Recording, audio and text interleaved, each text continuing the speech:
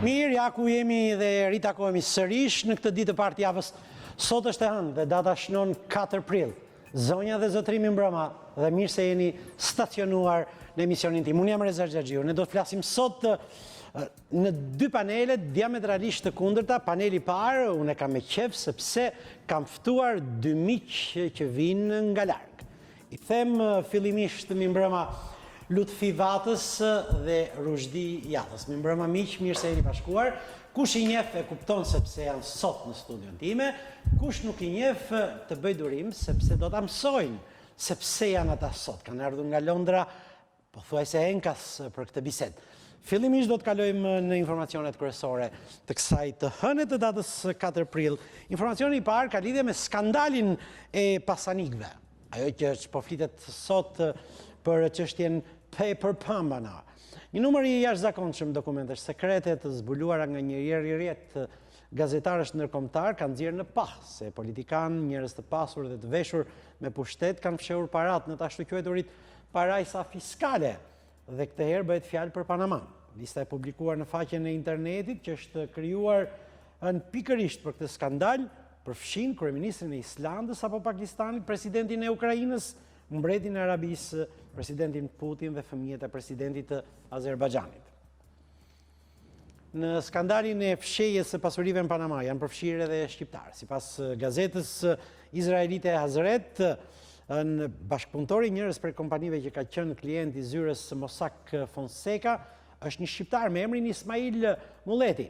Mulleti së bashku me një avokat izraelit dhe një firmë kanadeze të quajtur Global Fluidis International ka themeluar kompaninë GFI Teknologji me qëllim investimin në kompaninë shqiptare të teknologjisë së lartë. Shqiptari i cili është përfshirë, eci me informacionin e radhës në skandalin e fshehjes së pasurive në Panama, është në fakt Ismail Mulleti, një biznesmen i njohur i viteve 90 në Shqipëri. Ish aksioner i një hoteli të njohur në vend. Ismail Mulleti qëndron pas GFI Albania, e cila nëpërmjet një kontrate 10 vjeçare që kushton 150 milion euro, mori koncesionin nga qeveria Berisha për markimin e karburanteve, por ndërkohë rezultoni i regjistruar edhe në Panama pranë kabinetit të Mossack Fonseca. Zyrë ku regjistroheshin ata që donin të fshinin pasuritë për t'u shmangur taksave. Mbetemi sërish në çështjen e Panamas. Informacioni i fundit ka lidhje me faktin se financuesi i kokainës Xibrakës Genci Xhixha po hetohet nga prokuroria e krimeve të rënda për pasurinë e tij.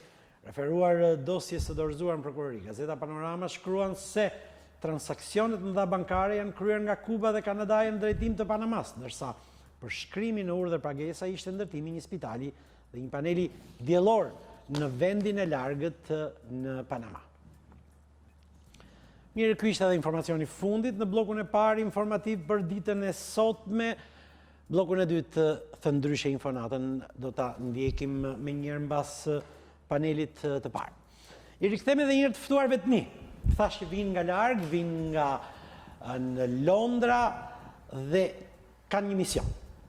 Ka kaluar një dekadë kur një mësues, një intelektual, një veprimtar nga Kuksi do të vijej në drejtim të komunitetit shqiptar në Londër. Jo për trafiqe, jo për prostitucion, për viza apo për grabitje, por për një mision të thjesht, por fisnik, në ndriçimin e këtij komuniteti. Lutfi Vata nuk ka bujë dhe zhurmë, sepse si të gjithë misionarët e vërtet, ai ka një qëllim, integrimin e komunitetit të shqiptarëve në Londër dhe në rrethinat e saj me jetën e një londinezi të thjeshtë. Por, duke se Lutfi Vata nuk është i vetëm në këtë histori suksesi, në hapjen e shkollave, në hapjen e 7 shkollave të tij në Londër, në qendër dhe Londër periferi. Bashkë me të, është një tjetër aktivist, Rushdi Jata, i cili është përveç se është shkrimtar, është edhe një tjetër misionar, në atë që quhet misioni i tij, për ta bërë komunitetin shqiptar në të Londrës sa më të aksesueshëm në jetën e përditshme londineze, por dhe jo vetëm. Kjo është arsyeja sepse unë i kam thëritur ta dy miq të largët, ta dy miq të mirë të cilët kanë vite të tëra, që bëjnë atë që ndoshta 10-20 ambasada shqiptare në Londër nuk mund ta bëjnë. Mi mbrëma dhe njerë Lutfi, mi mbrëma... Mi mbrëma dhe mirë si u gjetëm. Faleminderit për ftesën. Shikoni, Lutfi Vata, Frymëzim për ardhmërinë, është libri që Rushdiu ja ka kushtuar në këtij misionari Kuksian, i cili ka qenë në 99-ën, që është stacionuar në Londër dhe që asnjëherë nuk ka ndëjtur i qetë në komfortin e tij, por ka bërë atë që ka bërë. Më shkruaj një kuriozitet, Lutfi. Si e nise këtë mision? E nise si një aventurë, si diçka që po e nisë për të shtyrë kohën e një emigranti në Londër, apo ishte diçka që ti kishe menduar me kohë? Faktikisht është shumë e thjeshtë. Në vitin 99 unë isha drejtor shkolle në një nga shkollat e kampusës në Çerkes, dhe bashkëshortja ime njëkohësisht ishte mësuese në shkollën Valijes.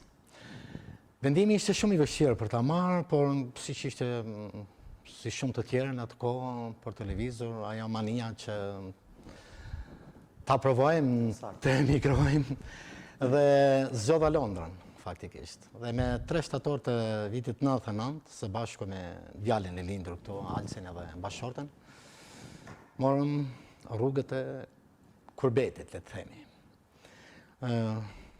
Normalisht si gjithë shqiptarët e tjerë, atje normalisht kërkuam azil. Dhe në vitin 2003 mu provu azili, dhe me qenë se tani unë bora në shtetësim britanike, me qenë se ishim të dytë profesionit mësues, jetoja në një zonë të Londrës ku kishte shumë shqiptarë. Dhe duke parë shumë shqiptarë, shumë fëmijë shqiptarë, po mendoja, shpeshherë diskutoja edhe me bashkëshortën, me qenë se jemi të një profesioni, si mund bëjmë që shikonim shpeshherë fëmijët flisnin në gjuhën angleze, kur dilim në park, rallë më një tek tuk që fliste shqip, edhe thamë po sikur të hapim një klasë shqipe. Dhe aty kishim në shkollën afër, kur kisha edhe djalin unë në shkollë, ishte një drejtor shkollë angles, shumë i mirë, edhe kërkova një takim me te. I thash zote Mark Selms, në Tide Mill Primary School, në 2005, kur është hapur shkolla shqipe, kontaktet e para që vazhdojnë. I thash unë kështu jam me profesion mësues, po dhe bashkëshortën, edhe thash dua të di numrin e nxënësve sa fëmijë shqiptar janë në këtë shkollë. Po, tha, nësie dhe ai më tregoi që ka shumë fëmijë shqiptar. Ishin mbi 30 ca fëmijë që ishin atë shkollë. Që s'dinin shqip. Jo, që vazhdonin shkollën angleze, por që ishin shqiptar, po që flisin shqip, po pak ose varet nga prindrit se sa. Edhe i them po ne nuk jemi organizat, nuk jemi shoqat, jemi thjesht si individ, edhe duam të ofrojmë një punë vullnetare me këtë fëmijë që janë këtu në shkollë. Patjetër, tha ne ju ofrojmë ambientet e shkollës, ju ofrojmë klasat, gjatë ditëve të javës, se faktikisht unë ja kërkova në weekend, në fundjavë, por në fundjavë normalisht që ishte me pagesë, me kështu, dhe nuk mund t'i përballonën sepse ata duhet të pagonin edhe kujdesarin e shkollës e këta, dhe më tha me kënaqësi më të madhe. Dhe që aty ne vazhduam dhe hapëm 2 klasa. Në sa nxënës? Ishin gjithsej 30 sa nxënës. I ndam në 2 klasa nga 15 nxënës me bashkëshortën. Dhe pas një periudhe shputi më duketja sikur u ktheva edhe një herë mësues. Nga ajo që isha. Edhe vazhduam, aty erdhi për kontroll një komunitet tjetër që punonte në Council, në Lewisham Council, Abdul Said. Erdhi aty edhe ai u interesu, po këto çfarë është organizata shoqat jo. Edhe më tha, mund të pyes diçka, po, çfarë komuniteti jeni, çfarë shoqate jeni, edhe ja zbërtheva unë. Thot, po, pse nuk e fillon në mënyrë zyrtare, që edhe ne me qenë si jemi si council, si bashki që mund të ndihmojmë, mund të financojmë, mund të ashtu, e thash, thjesht e kemi hapur për hobin atë kuptimin e kësaj, për dëshirën tonë. Mirë, më la një takim, ky shkova takova këtë unë, dhe me tha, sa shqiptar jeni, me mori një informacion, sa shqiptar jeni gjithsej në Angli, sa shqiptar jeni këtu në këtë zonë, vazhduam bisedimet, pastaj më tha, më bëjmë një takim me komunitetin, ftuam edhe ambasadorin edhe u hap shkolla. Ishte shkollë e parë, imagjinoni 2003-shin, sot jemi 2005. 2005, sot jemi në 7 të tilla në mos gaboj? Pa. Okej. Rushdi Ata, kur e ke njohur ti Lutfiun? Sepse duhet ta njohësh mirë që ti hysh një ndërmarrje si punë e librit. Po, më lejoni zoti Xhaxhiu të bëj komplimentet e mia për juve dhe televizionin. Të ludem, i lëm këto. Është më e pakta. Është më Rushdiata, të ludem, është më e pakta që unë bëj për juve. Nëse juve bëni atë që keni bërë dhe po bëni. Juve keni bërë shumë për emigrantët dhe ju kam me kënaqësi kam ndjekur me fjalë emisionet tuaja. Falenderoj me për ulje. Jepi. Po. Unë Lutfiun e kam njohur që në Kukës. Unë jam kuksian dhe në Shqipëri kam punuar si gazetar. Po. Lutfiu vjen nga një familje patriotike, me tradita të shquara detare, nga Suroj Kuksit, që do të thot sunroj. Po, nuk mund të roj. Nuk mund të roj. Dhe me një, duke qenë gazetar, të them të drejtën, nuk e kam shkruar në libër, por emrat në gazetën e Kuksit atëherë nuk e përmendja emrin xhaxhait e tij, vetëm inicialin, për arsye të Biografisë. Normal siç ishte. Por në Londër njoha një njeri shumë energjik, një djalosh 30 vjeçar, i cili ishte me pasion, ishte një, si thuash, misionar, si që tham edhe në libër, një misionar për gjuhën shqipe, mësues. Bravo. Bashkë me gruan albanën, dhe këtu fillon e njohja, sepse të them të drejtën, unë kam qenë edhe kryetar i shoqatës Dituria, me fjalë, dhe kemi një bashkëpunim shumë të... Por puna e Lutfiut atje ka ndëruar Kuksin, ka ndëruar Tiranën, ka ndëruar Shqipërinë, edhe Londrën dhe Anglinë. Dje, me rastin e promovimit të këtij libri, u zhvillua një ceremoni e thjesht, po me shumë dashuri. Kamera News 24 ishte prezent, unë isha prezent, dhe propozoj ta ndjekim së bashku materialin. Si një ish mësues në Shqipëri që emigrojnë në Britani dhe prej vitesh përpiqet të përhapë dhe trashëgojë gjuhën shqipe ndër shqiptar, sot për punën e palodhur, autori Rushdi Jata i ka kushtuar një libër. Libri me titullin Lutfi Vata, frymëzim për ardhmërinë, ka mbledhur së bashku në Tiranë politikan, shkrimtar dhe historian për ta promovuar këtë model frymëzimi. Në këtë libër flitet për misionin fisnik të hapjes dhe funksionimit të shkollave shqipe në Mbretërinë e Bashkuar, punë kjo që u vlerësua lart nga të gjithë pjesëmarrësit dhe bashkëpunëtorët e Lutfi Vatës në vite. Problemi pjesëmarrjes në shkolla shqipe në Londër është një problem shumë i madh, si kudo tjetër ku janë vendosur shqiptarë. Arsyeja është se ndoshta vetëm 1, 2 ose deri në 3% të shqiptarëve që banojnë në Britaninë e Madhe i çojnë fëmijët nëpër shkolla dhe përpjekjet për të tërhequr fëmijët e shqiptarëve në këto shkolla janë titanike dhe këtë përpjekje titanike ka dëshmuar zoti Vata. Nuk ka media më të mirë se si një njeri e impresionon një njeri tjetër dhe fal imazhit të këtij personi ose të kësaj pune krijo dhe imazhi për një kombëtar. Kur dikush jep nga koha e vet, njerëzit e quajnë vullnetar ose misionar, përdorin fjalë të ndryshme. Unë besoj që kur dikush të jep kohën, ka dhënë jetën. Pras shkollave shqipe nuk kemi rreshtur se punojnë gjithmonë edhe për çështjen e Kosovës. Ne shqiptarët dhe ne diaspora ne kemi një flamur, kemi një gjumë, kemi një traditë, kemi një gjak. Ne shqiptarët në bashkojnë 3 gjaha të mëdha: gjuha, gjaku dhe gjeografia. Qofshim gjithmonë të bashkuar. Gjuha shqipe dhe flamuri janë 2 simbolet që i bashkojnë shqiptarët pa kushte, ndaj dhe kontributi Lutfi Vatës me shkollën e tij dhe kontributin e disa shoqatave shqiptare në Britani është vijimi i rrugës që ndoqën paraardhësit e tij për çështje kombëtare. Besoj se e pat, fjalë të thjeshta, fjalë zemre, fjalë jo me protokoll dhe me pompozitet. Lutfi Vata tha ato që ndjen, tha ato që ka bërë në këto 15 vitet e fundit. Unë të ndalim një çik tek një shifër që dha ish ambasadori ynë zoti Berisha, që tha 3% e fëmijëve të shqiptarëve sot shkojnë në shkollë, po 97% Lutfi. Çfarë bëjnë? Tani që t'jemi të sinqertë dhe në lidhje me intervistën, Në krahasim me numrin e shqiptarëve që jetojnë në Britani, pjesëmarrja e nxënësve në shkollat shqipe nuk është në atë që kërkohet. Kjo ka të bëjë edhe për arsye të shqyrjes gjeografike, sepse normalisht shqiptarët nuk janë të pozicionuar në një lagje ose në një zonë, janë në zona të ndryshme të Londrës, dhe Londra ka një shqyrje gjeografike shumë të madhe, ndikon edhe kjo, por përsëri nuk pajtohem me këtë, sepse normalisht janë një dini të shkollave shqipe, janë të informuar në dini të shkollave shqipe, ka edhe organizata të tjera që merren me shkollat shqipe, janë 3-4 organizata në Britani që merren kryesisht, jemi të fokusuar kryesisht në shkollat shqipe. Normalisht që shkollat shqipe atje bën gjatë ditëve të javës, bën edhe në fundjavë, sipas programeve. Një gjë kemi ne, sepse në fëmijët dhe në përgjithësi, si diasporë, në kuptimin e kësajt, ne nuk ka shqiptarë të Shqipërisë të Kosovës, ne jemi një në kuptimin e kësajt.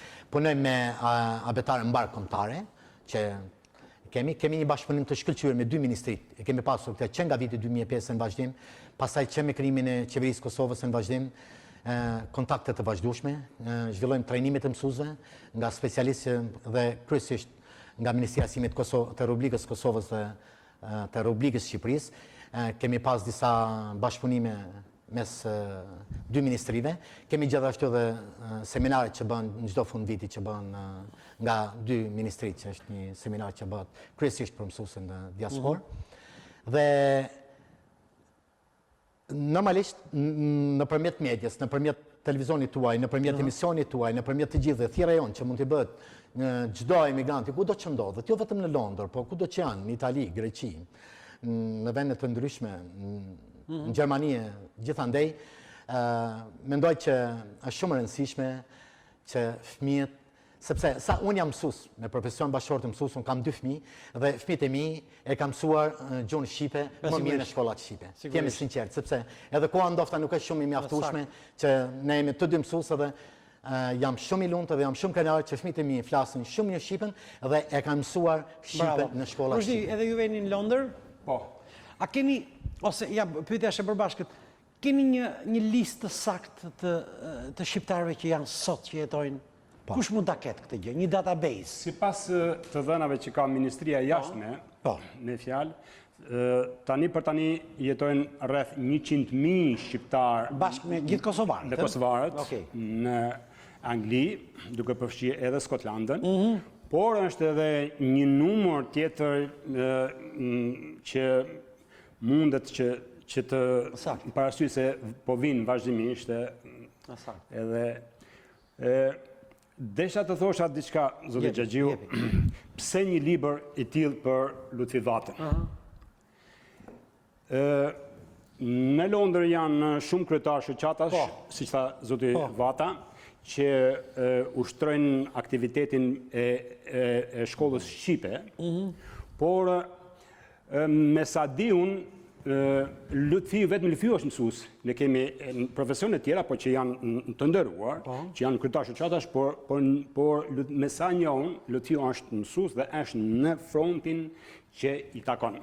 Edhe unë kam mbaruar për gjuhëletërsi dhe fatkeqësisht nuk kam punuar në Shqipëri as i ditë mësues. Kështu që si duket me kalimin e kohës, kjo dëshira e madhe për ta mbështetur Lutfiun, po rritet fal punës së madhe, sepse nuk është pak të thuash, zoti Xhaxhiu, të thuash që unë edhe sikur të më fusin 7 pash në tokë, unë do ngrihem dhe do të hapi shkolla shqipe dhe do të ndikoj për ta bërë gjuhën shqipe, për ta vënë gjuhën shqipe në nivelin e lëndëve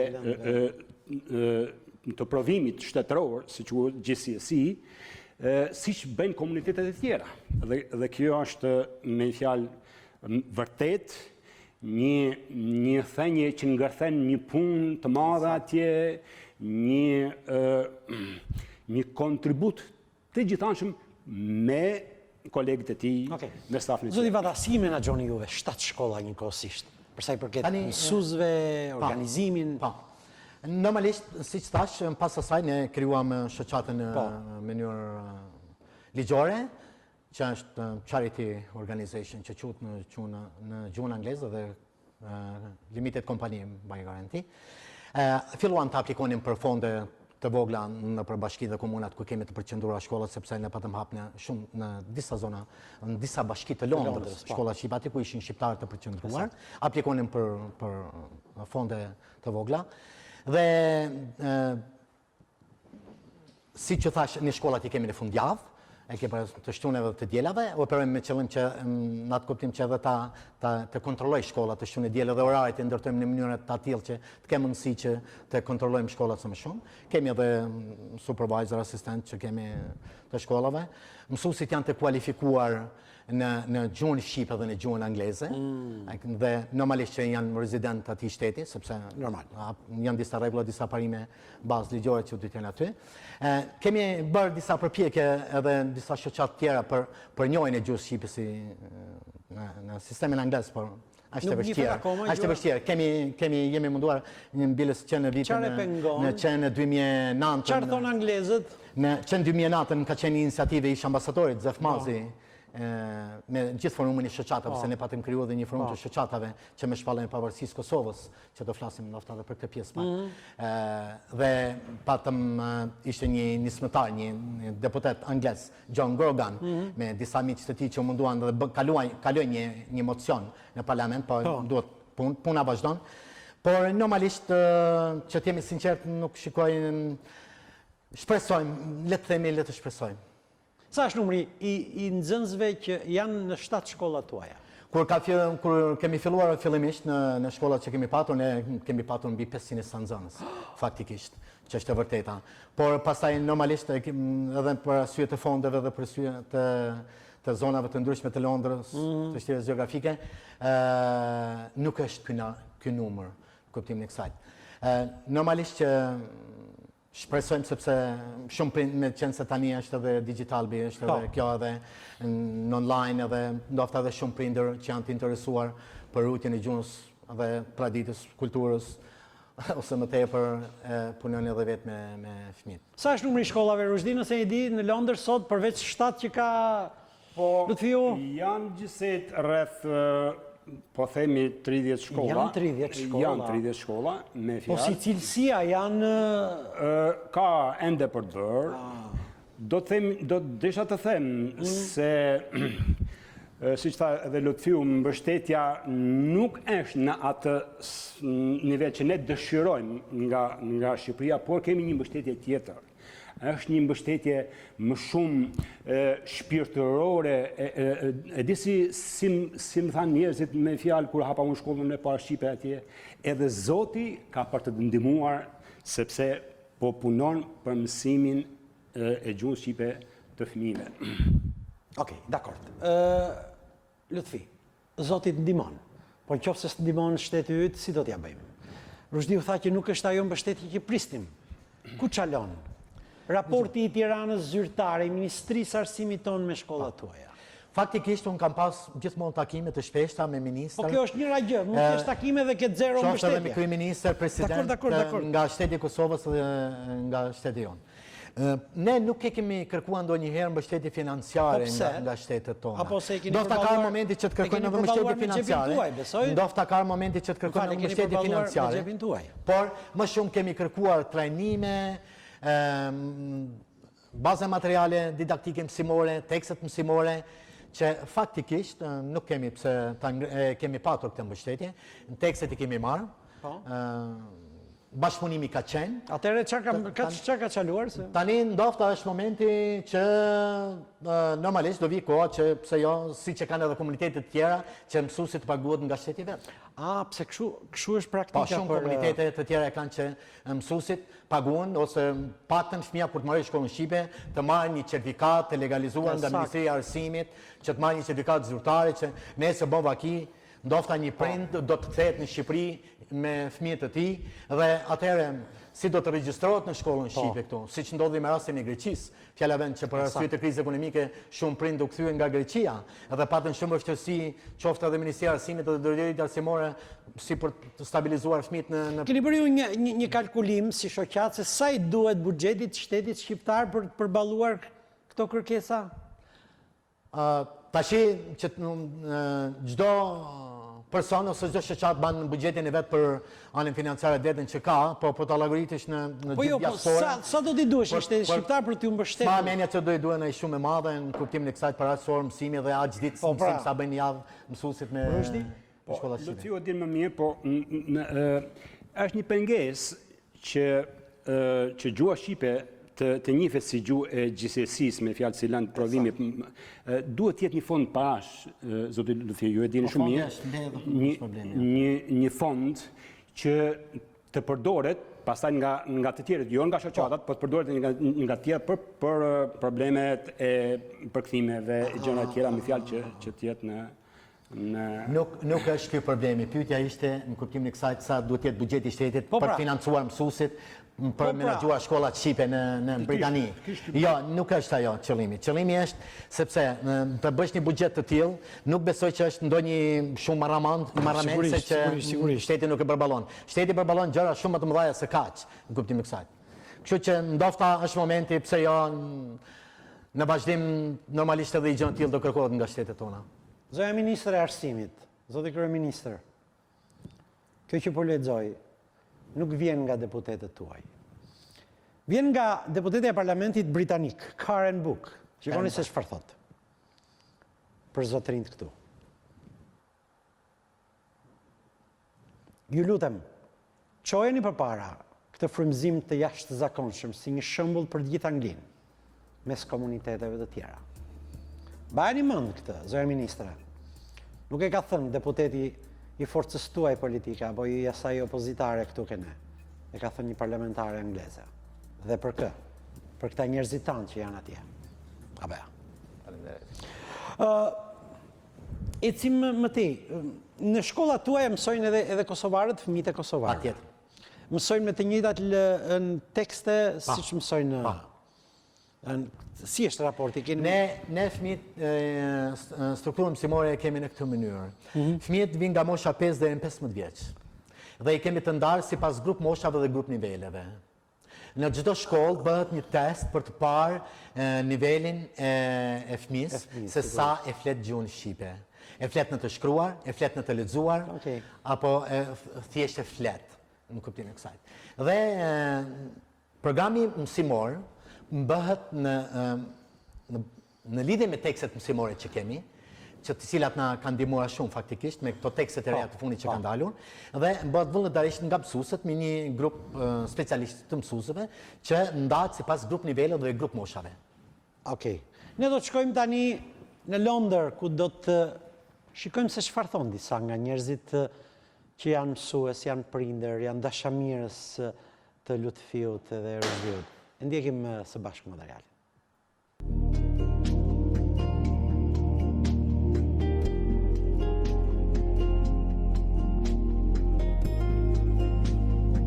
Përshëndetje, unë jam Aida Aziri, supervisor e shkollave shqipe të Ardmërisë. Sot po flas sepse duam ta nderojmë drejtorin ton Lutfi Vata, meqense shkruajti një libër kaq i bukur për atë, edhe unë dua ta përshëndes, t'i uroj suksese. Gjithashtu dua të tregoj dhe eksperiencën time në shkollat e Ardmërisë. Unë kam filluar si mësuese e Ardmërisë që në vitin 2009, edhe kam një eksperiencë të jashtëzakonshme si mësuese duke mësuar këtë fëmijë kaq të bukur, kaq të mirë. Dua të tregoj se drejtori i shkollës Lutfi Vata është një njeri i palodhur. Bashkë me gjithë gruan e tij e ka hapur shkollën e shqipe këtu në emër të shoqatës Ardmëria 10 vjet më parë. Edhe ai ka dhënë një kontribut të madh në komunitetin shqiptar, duke organizuar evente të ndryshme, duke bërë seminare që të gjithë ne kemi marrë pjesë. Nga eventet që ne organizojmë janë festa e fëmijëve, festa e mësuesit, festa e nënës, dita e flamurit, pavarësia e Shqipërisë, pavarësia e Kosovës. Të gjitha këto drejtori i shkollës Lutfi Vata i organizon me një mjeshtri të madhe dhe me një zotësi shumë të madhe. Një gjë tjetër që unë dua të tregoj për drejtorin është se ai ka një aftësi komunikuese shumë të mirë me kolegët e tij dhe për këtë e falenderoj shumë. Ju faleminderit për mundësinë që po më jepni të shprehem edhe unë dy fjalë për shkollën shqipe dhe sidomos për drejtorin Lutfiun, me të cilin unë po ndaj pasionin tim për mësimdhënie. Ai është një drejtor shumë optimist, është një drejtor që karakterizon energjia pozitive, është një drejtor që respekton mësuesit, respekton prindërit, respekton edhe fëmijët. Kjo duket çdo mëngjes kur ai i pret me shumë dashuri dhe me buzëqeshje dhe fëmijët janë të gëzuar. Gjithashtu më jepet mundësia që të shpreh falënderimin e veçantë nga ana ime drejtor Lutfiut për punën serioze që bën ai në drejtim të shkollave shqipe. Po pra, besoj e pat me këto prononcime, por dhe shumë të tjera, të cilat për arsye në të minutazhit televiziv nuk mund t'i vëmë të gjitha. Pra pat se rezultatet e arritura i kanë bërë prindrit dhe qindra bashkëdhetar të tjerë të thonë me gojen plot. Lutfi Vata ponderon veten, Londrën dhe Shqipërinë. Komplimente edhe njerë. Faleminderit. Tani, bëj një pyetje, do më përgjigjesh me sinqeritet. Sa fiton ti nga ky biznes? Normal. Mos më thuaj që e bën për shpirt. Përgjigje vështirë. Shikon pra. Okej, që t'jemi sinqert. Në vitet ku kam krijuar shoqatën, unë faktikisht kemi pasur disa fonde që kemi marrë nga BBC Children in Need e disa fondacione të tjera. Kam qenë për disa vite me radhë, kam qenë si i punësuar kjo shoqata, por paktën ka një 3 vjet që punojmë vullnetarisht, sinqerisht. Ti paguan nga xhepi? Jo, për mësuesit edhe shkollat kemi. Unë personalisht nuk jam i punësuar të shoqata sepse thash përpara kishim. Tani marrim fonde sa për të paguar mësuesit, për të paguar qirani shkollave, sepse ne mësimet i japim në për ambientet e shkollave angleze, dhe normalisht që unë merrem me punë tjera. Mund të shtoj diçka unë lidhur me këtë pyetje shumë bukur. Lutfiun erdhi në Londër, siç e thatë edhe juve, në moshën 30 vjeçare, në right place, në right time, për të bërë ndoshta një biznesmen i fuqishëm. Por ky e la fushën e biznesit dhe u mor me punën e komunitetit për të inspiruar komunitetin shqiptar si intelektual dhe si mësues. Edhe unë gjithashtu nuk na ka ra keq, na ka ra mirë, sepse jemi shumë të kënaqur që kemi bërë diçka me fjalë për komunitetin atje. Një diçka do të shtoja, se kemi normalisht unë kam shumë kontakte dhe shumë komunikim me njerëz që kanë biznes të suksesshëm në Britani. Qoftë nga Kosova, qoftë biznesmen nga Kosova, qoftë biznesmen nga Shqipëria. Dhe du të falenderoj me qenë se mjepet dhe kras për donacionet që ato kanë dhënë në shoqatën tonë, për mbajtjen e shkollave shqipe, për pagesat e mësuesve, kras fondeve të tjera. Pra kemi pas gjithmonë në mbështetjen e shumë biznesmenëve që faktikisht du t'i falenderoj. Kur ke menduar ti të stopohesh?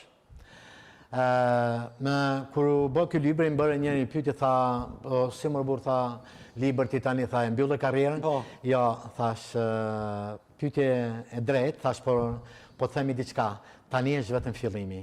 Mendoj që tani jam moshën më të mirë për të bërë atë që ky libër më motivon më shumë, më jep më shumë energji dhe më bëj që shumë ëndra të tjera dhe shumë projekte të tjera që i kam të realizojnë një kohë sa më të shkurtër. Nga 7 a bësh 70 shkolla, po? Absolutisht po, sepse është shumë e mundur. Numri i fëmijëve, që gjithmonë të rritet numri i fëmijëve. Normalisht që të arrim një kohë të shkurtër, mund të themi 4-5 vjeçare, që në bashkëpunim me gjithë shoqatat të tjera, me komunitetin, me biznesin, ndofta në bashkëpunim edhe me dy qeverit tona, që të arrim që siç që kanë shumë komunitete të tjera, të kemi edhe një qendër komuniteti në Britaninë e Madhe. Që të kemi një pikë vend takimi, ku të takomi. Qendër kulturore, thoni? Qendër kulturore. E kanë komunitetet e tjera? E kanë komunitetet të tjera. E kanë shumë komunitetet të tjera, jo shumë, por mbi 60-70% Çfarë duhet bëj komunitetet e shteti kanë. që ne ta sigurojmë këtë qendër? Por, normalisht, shteti jonë drejt tani siç dihet nuk ka pas edhe Ministri i Diasporës. Okej. Sepse, normalisht, duke mos pas edhe në këtë qeveri që kemi sot, u premtu dhe u diskutu që të kemi një Ministri Diaspore. Duke patur një Ministri Diaspore, është më mirë informum, është më mirë në kontakt me komunitetin, edhe gjërat janë më të realizueshme. Rushdi, si do t'ja bëjmë që gjuha shqipe të njihet në Britani? Çfarë e pengon, Lutfi? Unë them që gjuhë shqipe i takon e ardhmja dhe Lucio është, thashtë edhe një herë, Lucio është në moshën, por duke u larguar unë edhe duke të rritë, do të japin më shumë ndihmë dhe kontribut për ta lartësuar gjuhën shqipe të ëmbël, të bukur, të lirë dhe Lutfi, juve thatë në fillim që nuk premisat kur që filluam mocionin që bën 2009-ën, dhe ishte në pushtet Partia Laboriste, tani du të jemi të hapur, gjithmonë deputet laborist kanë qenë më shumë në mbështetje të refugjatëve dhe të azilanëve. Edhe nga ajo që ishin disa nismëtarë dhe jo më pak, po ishin 17 firmëtarë që patën nënshkruar këtë mocion, besimi, edhe shpresuam që shumë shpejt kjo gjë do arrijë. Faktikisht pastaj me ndryshimin e qeverive, kjo ngejci, pavarësisht që ne vazhdojmë, jo më së fundi ne kemi patur edhe një takim, një prezantim në Parlamentin Britanik, ku kanë qenë mbi 15 deputet të forcave ndryshme politike në Parlament, që ishte kryesisht një iniciative imja me mbështetjen e dy deputetëve të Parlamentit Britanik, që është mik shumë i madh i komunitetit shqiptar britanik, që është Andy Slaughter dhe Karen Back, që kanë qenë gjithmonë mbështetës të gjitha aktiviteteve tona në Britani dhe organizojnë një eveniment të tillë dhe ishin jo më pak se rreth 100 intelektual që shkuam atje për të diskutuar dhe folur kryesisht në Parlament. Ka dhe shoqata të tjera që janë marrë me mbledhjen e fondacioneve për të siguruar të shumën që kërkohet për mbledhjen e kësaj shume për të realizuar, por akoma nuk kemi një dritë jeshile. Okej. Kam një pyetje, ndoshta në çik jashtë temës. Si ndjeshti kur shikon në lajmet e televizionit britanik se një shqiptar u kap me drogë, një tjetër me prostitucion, çfarë ndjen? Thua akoma këta... Absolutisht nuk i vjen mirë askujt. Këtë duhet të pranojmë, pavarësisht se gjithandej ka probleme, gjithandej njerëzit kanë ata rrugën e tyre, kanë bërë zgjedhjen e tyre, por faktikisht unë do të merrem anën pozitive të komunitetit shqiptar në Britani, sepse ne jemi një komunitet tepër i zgjuar, jemi një komunitet që kemi integruar shumë në jetën britanike, ka shqiptarë që janë në institucionet më të rëndësishme britanike, ka shqiptarë që janë ekselent në fakultetet dhe universitetet të ndryshme dhe ndjemi krenar për këtë, ka biznesmen shumë të suksesshëm në Britani. Pra, ne duhet të përmendim atë që është pozitive. Këta janë raste sporadike dhe normalisht edhe këto raste sporadike është mirë që të eliminohen, por kryesorja dominon sepse ne jemi një komunitet që me të vërtet kemi treguar se kush jemi. Dhe Rushdiu tha në fillim bisedës që janë diku plus minus 100.000 shqiptarët që janë në gjithë Britaninë. Okej, po nuk është një shifër që të ketë një shifër zyrtare. Pra atë do pyesja, ne flasim gjithmonë me parafrasi. Po ka një shifër zyrtare kush e ka këtë? Zyrtarisht dikun janë ke rreth 60.000 shqiptarë që flasë që kanë marrë leni qëndrimit, pra që quhen resident. Që janë në Londër, apo jo? Po, në Londër. Kur flasim shqiptar, ne 8.000 kemi, sepse nuk themi shqiptar nga Shqipëria, Kosova apo Maqedonia, po themi shqiptar. Edhe jemi kënaqur që përdorim vetëm këtë shprehje. Dhe këta 60.000 janë me emër, me mbiemër, domethënë ka një listë që mund të kontaktohen, mund të amblidhen shqiptarët me njëri tjetrin? Po, absolutisht, ne organizojmë disa aktivitete të rëndësishme gjatë vitit. Bravo. Ne festojmë pavarësinë, festën e flamurit. Bilës 100 vjetorin e pavarësisë, festuam ishte ambasador Zoti Mal Berisha dhe në bashkëpunim me gjitha organizatat shqiptare në Britani, organizuam një park të Londrës, ku mblodhen gjithë shqiptarët dhe festuam 100 vjetorin. Por ne si forum edhe si organizatë si Ardhmëri, festojmë festën e flamurit që është në nëntor, festën e pavarësisë Kosovës që është në shkurt, festojmë festën e mësuesit, festën e nënës, një që shohin ditën e fëmijëve, edhe me këtë rast duhet lajmë që shpejti shoqata Ardhmëria organizon ditën e një që shohet, siç e organizon çdo vit në Golders Green Park.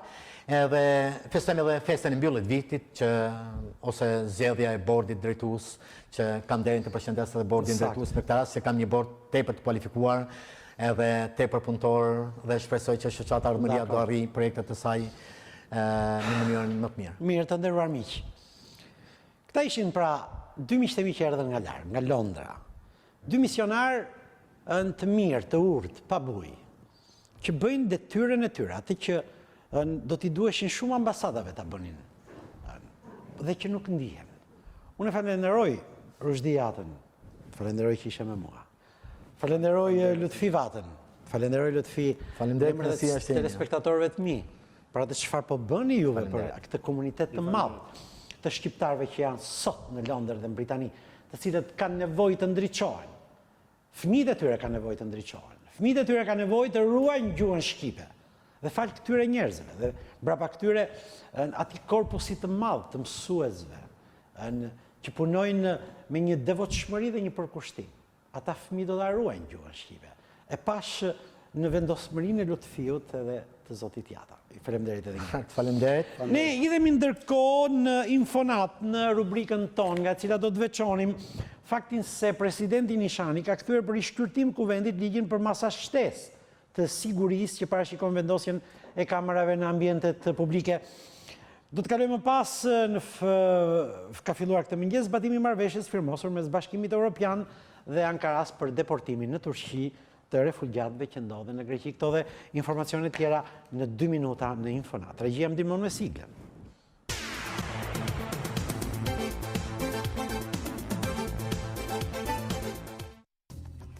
Presidenti Nishani ka kthyer për rishqyrtim kuvendit ligjin për masa shtesë të sigurisë që parashikon vendosjen e kamerave në ambientet publike. Sipas Nishanit, ky ligj cënon jetën publike dhe familjare të qytetarëve, vjen ndesh me Kushtetutën dhe Konventën Europiane të drejtave të njeriut. Madje sipas tij, ekziston rreziku që struktura policore të keqpërdorin pamjet filmike si mjet kërcënimi apo shantazhi. Vëllai i Elmir Dancit, shqiptari të vrarë në Siri, ka mohuar që Elmiri të ketë qenë i përfshirë në organizata dhe veprimtari terroriste. Sipas tij, Siria është vend lufte dhe vdekja e të vëllait nuk ishte diçka e papritur. Genci Daci kërkon që shteti të sjellë trupin e Elmirit dhe fëmijët e tij në Shqipëri. Elmir Daci ishte një nga shqiptarët më aktiv në radhët e ISIS në Siri. Ai u bë i njohur kur së bashku me një bashkombas nga Kosova ka kërcënuar shqiptarët me akte terroriste. Në vendin tonë i përballet me akuzën e veprimeve terroriste. Gjykata kushtetuese e Republikës së Kosovës rrezon kërkesën e opozitës lidhur me vlerësimin e kushtetueshmërisë së zgjedhjes së Hashim Thachit në postin e presidentit. Gjykata kushtetuese shpalli të papranueshme kërkesën e opozitës, e cila konteston procedurat dhe kushtetueshmërinë e zgjedhjes së Hashim Thachit në krye të shtetit të Kosovës në 26 shkurt të këtij viti. Thaçi u zgjodh president në raundin e 3 të votimeve, mes tensioneve të larta politike në vend. Zgjedhja e tij është kundërshtuar ashpër nga partitë opozitare. Parashtruesit e kërkesës në gjykatën kushtetuese kanë kërkuar vlerësimin e kushtetueshmërisë së zgjedhjes së presidentit, pasi sipas tyre, kjo zgjedhje është përcjell me shkelje përmbajtësore dhe të procedimeve të parapara në Kushtetutën e Republikës së Kosovës. Gjykata kushtetuese me shumicë votash e ka deklaruar kërkesën të papranueshme dhe ka thënë se vendimi hyn në fuqi menjëherë.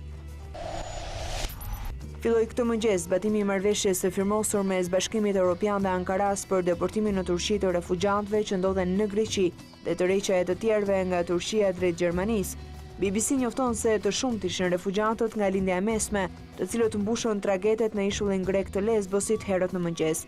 Ata dërgohen në Dikili, që ndodhet në pjesën perëndimore të Turqisë, ku sipas autoriteteve turke parashikohet të mbrin rreth 500 persona. Një tjetër traget me emigrant niset nga ishulli grek i Chios.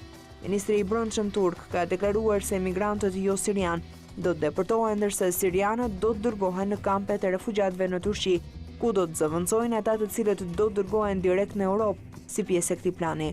Teksa grupi i refugjatëve ka nisur të kthehet drejt Turqisë, shumë të tjerë refuzojnë. Refugjatët po mbajnë të bllokuar tashmë 2 javërisht linjën hekurudhore e Selanik-Shkup.